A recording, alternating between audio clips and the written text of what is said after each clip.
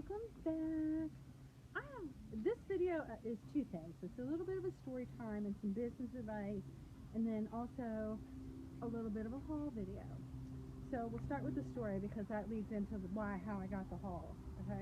So last week I'm driving home from a cleaning job, and there's a house near mine where I live, and I saw this dumpster in their driveway. And the house kind of had this empty look to it, but I saw a person walking around. So I turned around and I went back, and I never do stuff like this. I never do things like this.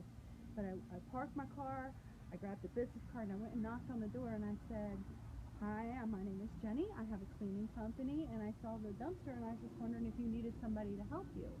Come to find out, the lady who owns the house was trying to sell the house, and she did have somebody who was cleaning it, but she was really unhappy with the services that they were providing. So she said I was a gift from God. So I come in, I look around the house. It's already been cleaned, so there's certain things that don't need to be cleaned, but there's other things that really needed a lot of work. And she had a lot of cabinets in this house, because she had her kitchen cabinets, her bathroom cabinets, but then downstairs she also had a little craft workroom that had cabinets in it. And then there was like a party area that had a sink, and there was a bunch of cabinets over there. So there's a lot of cabinets that the previous company hadn't taken care of, and then they had a problem with their vacuum cleaner or something, I don't know. But anyway, she said, "Yes, I need you." Now here's the thing. I have a regular customer on Fridays, every other Friday, who happens to be out of town for the whole month of June, so I've lost the money there. So when the lady says to me how much, I gave her a quote, she looked at me, and I'm thinking, oh, she doesn't like that. She thinks it's too much. She ended up paying me double what I had quoted to her. So there's two things right there. I got brave enough to knock on somebody's door, which I never do, and it turns out she needed me. Second thing is, according to her, I underbid myself, although I know other people feel like I overbid, so whatever. I'm competitive with my prices, I think. So anyway, yes, she paid me more, and so I told her I would be back on Friday. It was Wednesday when I knocked on her door, and I did the cleaning job. And in the meantime, before before I came on the scene, she had an estate sale, and there was a couple little things in the cabinet that was still left, and that she was going to throw them away. And she says, "If you want them, you can take them." So I looked over some of it. I didn't take everything. But there were some things that I did take, and I'm going to sell them. And so I'm going to show you that. And I don't know very much about any of these things, so it's just because I like the way they look. So one is this vase, and it was marked at $10 on the estate sale, so I have no idea about this price.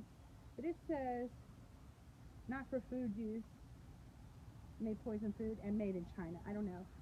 There's a texture on this. It's not smooth. It feels grainy or rough. So I have to do a lot of research on this. I don't know. But I picked this because it reminds me of the kind of stuff that you see crazy lamp ladies pick. And she probably wouldn't have gotten it because of what it says on the bottom, but because it's free, no matter what I sell it for, I'm going to make a profit. And somebody thought it was worth $10, so I should be able to get at least that much for it. I don't know. But it's just interesting. I really like the way that it looks, and the colors are good. And I just thought that somebody with this type of aesthetic might like this. There's a weird little spot right here. I don't know what that is, but when I do the photographs, I'll take a close-up of that and mention it in the description. But it looks like some of this might have chipped off. I don't know. I don't know what this finish is. It's rough. It feels like sand. So there was that. Then there's this jug, and I can't really read the mark on the bottom. You probably can't either. If you can, put it in the description, but I don't know what that says. It might have even been upside down. I don't know what that says. But I thought it was cool. It looks like an old-fashioned water jug. Like, they were bigger, but you see some ladies carrying those on their shoulders, like in old movies about history, old times. I thought it was beautiful. And this was marked at $10 too for her estate sale, so let's see. Couple more pieces. This is interesting. I don't even know what you call this. I want to call it a ginger jar. but I don't really know if it is. There is some crazing on the inside, but it is glazed on the inside and the out. I really like this drippy look to it. This also kind of reminds me of Murano, even though this is not glass. This is ceramic or pottery of some sort. And I don't know, can you see that? What is that for? That is not a chip. So I don't know what that's for. If you know and you can leave that in the comments, I would really appreciate it. I just don't know really even what kind of a jug this is or container, and I don't know why that's like that. I have no idea. So questions, if you can help me with that, I'd appreciate that. And that was marked at $10 too. So I have no idea what it's worth, but then there's four of these. There's four of these in 3 patterns, and these are, oh my gosh, my nose. These are Norman Rockwell's, and one says River Pilot, that's this one. It doesn't say who made them. These are dirty. Oh, Norman Rockwell Museum. Okay, so they came from the Norman Rockwell Museum. This one is for a good boy. It has a description on the back.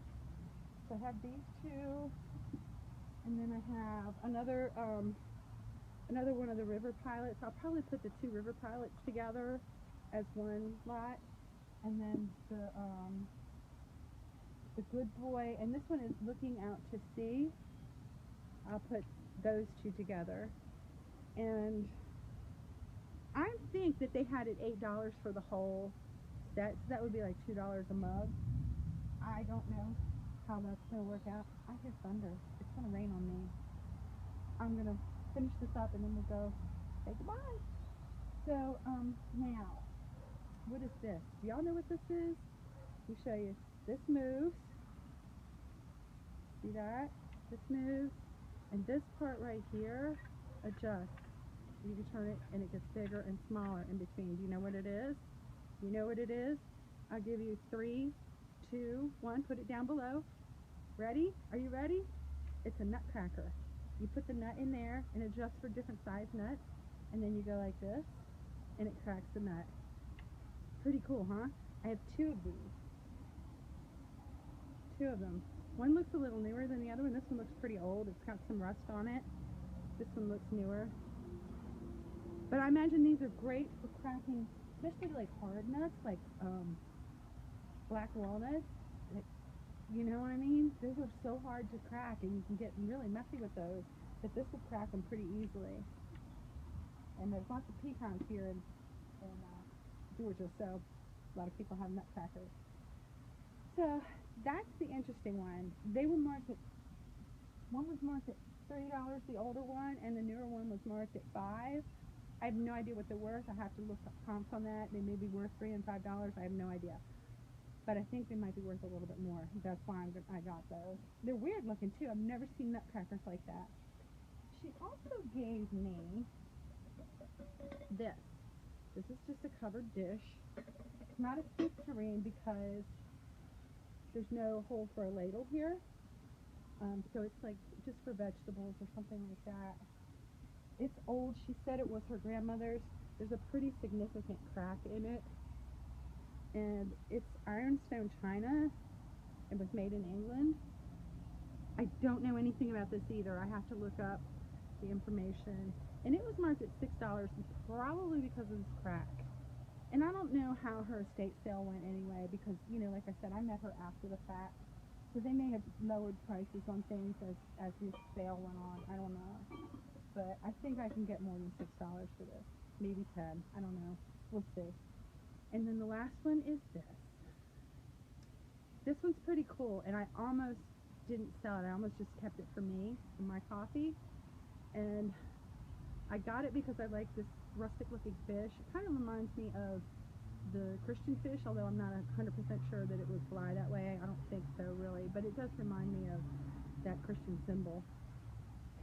And then I turned it over, and it says the Pigeon Forge Pottery, Pigeon Forge, Tennessee.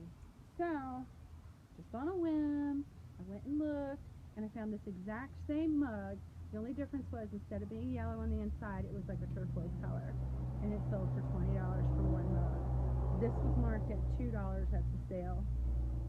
which kind of goes in line with the Norman Rockwells, right? Because if it was $8 for 4, that would be $2 a piece. I think that's what they did. I think they wanted to sell it as a set. Anyway, I decided I don't need this mug so much for myself, so I'm gonna sell it. So all this came out of, I got a cleaning job and I got free stuff to sell on my eBay store just because I took the time to knock on somebody's door and say, hey, do you need some help? So, you know, like I said, it's not something I normally do. I'm not an extrovert, really. I mean, I don't even know how I do these videos, but I would, you know, it's not typical for me to go and knock on somebody's door and hand out my card blind like that. But I did. I took a chance, and it really paid off. She doubled what I quoted, plus she gave me this for whatever I make on the stuff that she gave me that I didn't have to buy from her. You know, I made more than $300. And the other thing is, on my Facebook page for Miss Jenny's Cleaning, she put a beautiful, the best review I have ever had, ever, and I am so eternally grateful for her. And she's moving out of the area. She's putting her house up for sale. I wish her the best. She was as much of a blessing to me as I was to her, maybe more. So I'm really grateful for that. And I got one more little freebie thing to show you, because like I said, it doesn't hurt to ask. And it's not really a haul. This is more like shipping supplies. So remember I said I clean the gym? I also clean a laboratory, and they get a lot of stuff, packages, and when I take their trash out, I collect the boxes.